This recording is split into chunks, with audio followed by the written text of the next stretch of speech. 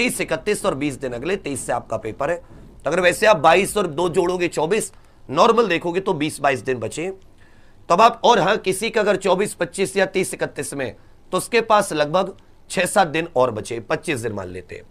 अब एक समस्या बहुत बड़ी है बच्चों की, एक क्वेरी होती है कि भैया मॉक टेस्ट के बारे में बताइए कि मॉक टेस्ट असल में कितने कम से कम मॉक टेस्ट लगाएं, किस समय लगाएं, कोई खास समय होना चाहिए क्या मॉक टेस्ट लगाने का, या उसकी एनालिसिस कैसे करें और मॉक टेस्ट में नंबर कैसे बढ़े।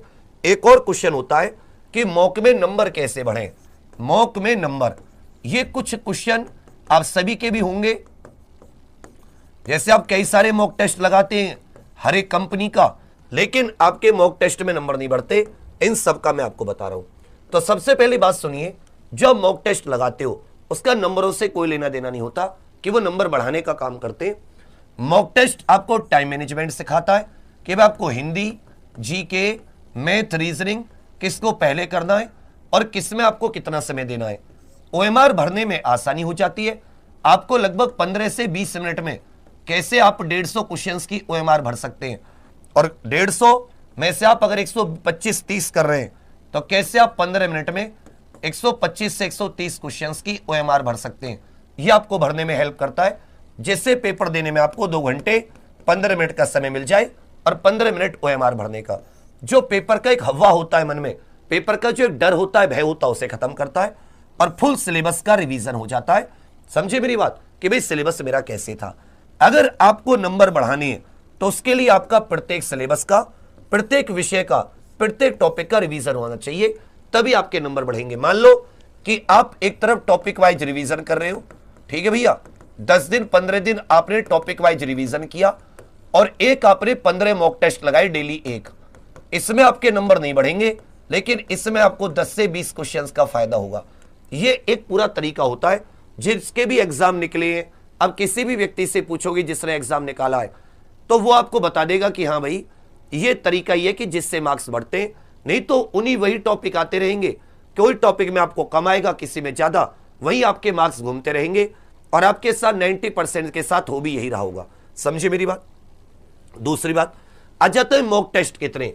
देखिए जैसे 20-22 दिन का समय बचा है, 20-22 दिन, तो आप कम से कम 10 मॉक तो लगाएं, कम से कम 10 मॉक तो जरूर लगाएं।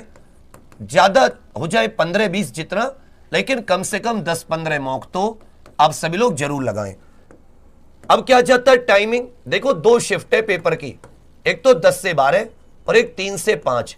10 से 12 नॉर्मली हमारी बॉडी एक्टिव रहती है, इसमें आपको नींद नहीं आती, लेकिन 3 से 5 नींद का समय। मान लो अगर आपका पेपर सेकंड शिफ्ट में पड़ गया और अगर आपने सेकंड शिफ्ट में पेपर दिया और बॉडी थोड़ी सी इनएक्टिव रहती है, तो आप थोड़े से फंस जाओगे। मेरी आपको सलाह रहेगी कि आप शाम के समय, अब दोपहर में जो 3 से 5 का समय होता है दोपहर बाद, इसमें मॉक टेस्ट लगाएं। आप में से बहुत से लोग मॉक टेस्ट रात में लगाएंगे।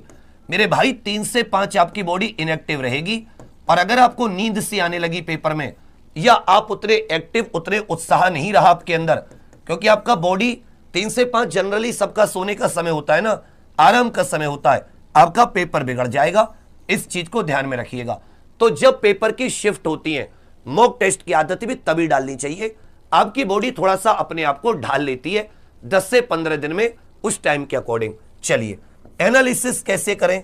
देखो बच्चा, इसमें आपको आधा पौन घंटा एनालिसिस के लिए जरूर देना होगा। आपको वो टॉपिक निकालने होंगे जिन टॉपिक से गलत हो रहा है, आपको वो टॉपिक निकालने होंगे जिन टॉपिक से क्वेश्चंस गलत हो रहे हैं, और उन टॉपिकों का आपको क्या करना होगा, रिवीजन करना होगा। इस समय आपका आधा घंटा और जाएगा, और थोड़ा सा रिवीजन इत्यादि करने बैठोगे कि कौन से टॉपिक मेरे गलत हो रहे हैं, तो वहां से आपको थोड़ा सा। मॉक में नंबर कैसे बढ़े। मॉक में नंबर का एक ही तरीका है कि यदि आपने एनालिसिस बहुत ईमानदारी से की, तो आपको वो टॉपिक पता चल गए जहां आपसे गलती हो रही है, उस टॉपिक का रिवीजन करो, उन सब का, फिर अगला मॉक टेस्ट दो। आप डेली भी दे सकते हैं, एक दिन छोड़ के भी दे सकते हैं। एक और अहम बात मैं इसमें आपको बताऊं कि आपको पेपर मॉक टेस्ट लगाते हुए आपको एक्यूरेसी मेंटेन करनी है, आपको एक्यूरेसी की आदत बनानी है। इसलिए मैं 10 से 15 मॉक टेस्ट की बात कर रहा हूं कि आपको एक्यूरेसी की आदत बनानी है। एक्यूरेसी की आदत का मतलब है कि आप गलत ना करें। यह आपको मॉक टेस्ट में ही क्योंकि भाई मॉक टेस्ट में तो कोई आपके नंबर नहीं काटेगा, आपको कोई नुकसान नहीं है। यहां आप आदत बना सकते हैं कि किसी भी प्रकार आपको गलत नहीं करना, केवल सही, केवल जिसका सही उत्तर आता है, केवल जिसका सही उत्तर आता है आपको वही क्वेश्चन देना है। ये बहुत कम लोग इस चीज को मानते। लोग क्या करेंगे, ज्यादातर मैं आपको बता रहा हूं, लोग क्वेश्चन खेलेंगे। लो जी इसका सेट कर ले तो इसका सेट अच्छा है, लो जी इसका सेट कर ले तो इसका सेट अच्छा है, जबकि इस क्वेश्चन से वो लोग 100 के नीचे रहेंगे। याद रखना 100 के नीचे रहेंगे, और आपको किसके 100 110 के नीचे आपको पहुंचना 125 से 130 क्वेश्चंस तक। और इसके लिए आपको क्या करना पड़ेगा, इसके लिए आपको वो जो topic wise subject wise revision है, और बहुत कम लोग करके जाएंगे, वैकेंसी भी कम है। तुम्हें लग रहा होगा कि ये 48 के 48 लाख करके जाएंगे, नहीं, भीड़ होती है। और भीड़ की एक सबसे बड़ी आदत है कि टाइम वेस्ट करती है वो अपना। तुम उसको छोड़ दो, तुम अपना रास्ता चुनो, अपनी प्लानिंग बनाओ। उस प्लानिंग में देखो कि कैसे मुझे 125 से 130 क्वेश्चंस, कैसे मुझे अपनी आदत बनानी है। मॉक टेस्ट आपको हैबिट डलवाते, अच्छी आदत बनाते कि भी आपको गलत नहीं करना, आपको केवल जिसका सही उत्तर आना है वही प्रश्न अटेम्प्ट करना है। और ऐसे प्रश्न आप 125 से 130 आराम से निकाल लोगे। अब वो लोग क्या करेंगे, वो 140 अटेम्प्ट करेंगे, जिसमें से उनके 100 सही होंगे और 40 उनके होंगे गलत, और उनके नंबर आ जाएंगे 180। 20 नंबर वो और दे देंगे और गलत कर देंगे। ये वाली जो आदत है आपको इससे बचना है, आपको केवल सही। ये चीज समझ में आ रही है? तो मैं आपको मॉक टेस्ट के विषय में बता रहा था। ये टाइम मैनेजमेंट, ओएमआर भरने में आसानी, पेपर का डर भय खत्म करते हैं, फुल सिलेबस का रिवीजन हो जाता है। नंबर तभी बढ़ेंगे जब आप subject wise topic wise revision करोगे। कम से कम 10 से 15 मॉक जरूर लगाना। जब तुम्हारी बॉडी इनएक्टिव रहती है उस समय लगाओगे तो आपको आदत पड़ जाएगी कि भाई क्या पता आपका सेकंड में फंस जाए, फर्स्ट शिफ्ट में ना फंसे, सेकंड में फंस जाए। तो आदत ऐसी बनाओ जो अच्छी और तुम्हें काम आए। एनालिसिस, एक बार पता चल जाए कि भाई ये टॉपिक गलत हो रहे हैं या ये टॉपिक मैंने अटेम्प्ट नहीं किए, तो आपको थोड़ा सा एनालिसिस करने में, उसको रिवाइज करने में आदत मतलब अच्छा रहेगा। एक्यूरेसी की आदत बनानी है, आपको गलत नहीं करना। और देखो क्रम जो आपको रखना है, परीक्षा हॉल में घड़ी नहीं होती, ये बहुत इंपॉर्टेंट पॉइंट है। तो बच्चे पूरा पेपर ही नहीं अटेम्प्ट कर पाते। अब सबसे पहले हिंदी अटेम्प्ट करना, ये एक आपको टॉपर वाली बात बता रहा हूं। सबसे पहले हिंदी अटेम्प्ट करना, जीके जीएस, गणित और रीजनिंग में आप पहला दूसरा देख सकते हैं, किसको कर सकते हैं। और ये आपकी आदत होनी चाहिए। और घड़ी नहीं है तो टाइम की आदत आपको मॉक टेस्ट में बनानी होगी। टाइम की आदत बच्चा किस में बनानी होगी बेटा?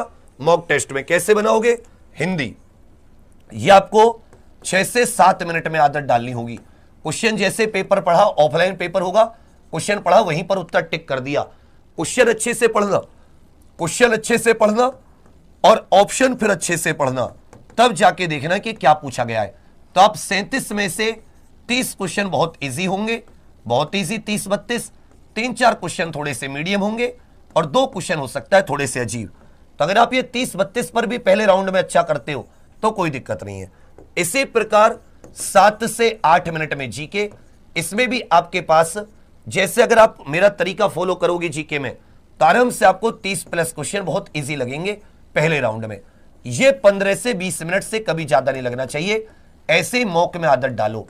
मॉक में जो आदत डालो, घड़ी रख लो सामने कि किसी भी कीमत पे हिंदी जीके में 15 से 20 मिनट से ज्यादा नहीं होंगे।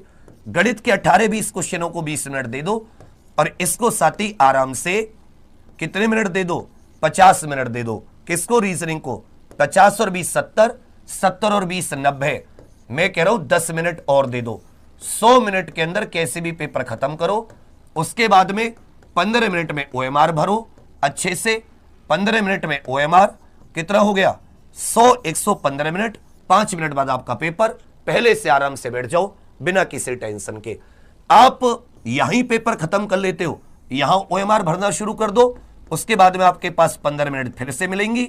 आप 5 से 7 क्वेश्चन लगाने का और सोचो।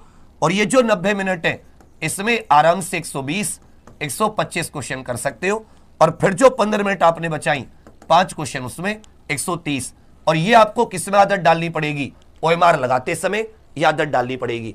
और अगर आदत नहीं डालोगे तो आप पेपर वाले दिन आके मिलना, आप कहोगे सर ये गड़बड़ हो गई। आदत डाल लोगे तो आप एग्जाम भी निकाल लोगे, क्योंकि कंपटीशन बहुत टफ है। लेकिन कंपटीशन टफ का मतलब ये नहीं कि सभी लोग चीजों को, जिन चीजों से फायदा होता उनको करते नहीं, सभी लोग उनको नहीं करते। ज्यादातर लोगों का क्या है, ज्यादातर लोग अपना केवल दिखाते कि हम तैयारी कर रहे हैं, क्वेश्चन इसके क्वेश्चन उसके क्वेश्चन, उनसे कुछ नहीं होने वाला।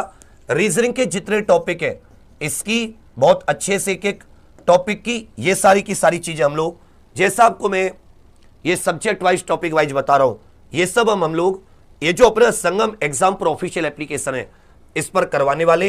इसमें 20 दिन हमारे लिए काफी है। 20 दिन में 2-2 बार आपको रिवाइज करा देंगे लिमिटेड क्वेश्चंस के माध्यम से, चाहे मैथ हो, चाहे रीजनिंग हो, चाहे हिंदी और जीके जीएस हो। जीके जीएस में तो 3 से 4 बार रिवीजन, इसी प्रकार हिंदी में और मैथ रीजनिंग में भी 2-2 3-3 बार। जितना पढ़ाएं केवल उस पर टिक जाना। और साथ में जो मॉडल पेपर है कि मॉडल पेपर कहां से लगाने हैं, मॉडल पेपर भी साथी आपके घर भेज रहे कि कम से कम आपके पास 10-15 मॉडल पेपर हो जिन्हें आप आसानी से लगा पाए। तब सभी लोग एग्जाम पर ऑफिशियल एप्लीकेशन पर आज, कल और परसों, तो परसों का वेट मत कीजिए, लास्ट दिन है, आज ही एग्जाम पर ऑफिशियल एप्लीकेशन पर जाकर अब संगम से जरूर जुड़िए। यही वो चीज है जो आपके मार्क्स को बहुत अच्छे से रेगुलर कर सकती है। सारी चीजों को रिवीजन हो सकता है। देखो कितने सारे फायदे हैं। मॉक टेस्ट का फायदा, मॉक टेस्ट मिल गए। दूसरा फायदा आपको रिवीजन हो गया सारे टॉपिक्स का। इस समय कौन है कि जो पूरे टॉपिक का रिवीजन कर सकता है, करा सकता है? सारे लोग क्वेश्चन पर आएंगे, तुम्हारे सारे टॉपिक का रिवीजन हो जाएगा, अच्छे से रिवीजन 2-2 3-3 बार। मॉक टेस्ट मिल जाएंगे। जब तुम 2-2 3-3 बार रिवीजन कर लोगे तो जब तुम 5वें 6ठे 7वें मॉक टेस्ट पर आओगे तुम्हारे नंबर भी बढ़ने लगेंगे। और 15 मॉक टेस्ट तक आते आते और मॉक टेस्ट से भी क्वेश्चन फंसेंगे। पिछली बार भी बहुत क्वेश्चन फंसे, इस बार भी। और साथ में आपको जो डर भय वो सारी चीजें हैं, ऐसा लगेगा जैसे हम लोग पेपर ना देके मॉक टेस्ट ही सॉल्व कर रहे हैं। बहुत अच्छा लेवल रखा है इस बार, आपको बहुत फायदा मिलेगा। अब सभी लोग एग्जाम पर ऑफिशियल एप्लीकेशन पर कोशिश करके साथी इससे जरूर जुड़िएगा। बाकी ये सब एग्जाम पर official application Google play store पर है। आपको कोई दिक्कत हो तो इस पे कॉल, इस पे व्हाट्सएप जरूर कर लेना। कई लोगों के दिमाग में आता है कि यार लास्ट के 20-22 दिन में क्या ही हो जाएगा। तो अगर आप ऐसा सोच रहे हैं तो फिर तो आप तैयारी मत कीजिए, क्योंकि लास्ट के 20-22 दिन है जिनमें कम से कम आप 20 क्वेश्चन और बढ़ा सकते हैं। यही है जो आपको फाइनल मेरिट में इस बार की जो मेहनत है, अभी आप एक सबके बराबर है, उनसे आगे। यही वो ऐसा होता है ना, दौड़ का जो अंतिम 2 चक्कर होते हैं जिनमें आप बाकियों से आगे निकल सकते हैं। तो ये दौड़ के अंतिम 2 चक्कर हैं। इसको अगर आप ये सोचो कि अब तो कुछ होगा ही नहीं, फिर मैं कुछ नहीं कह सकता।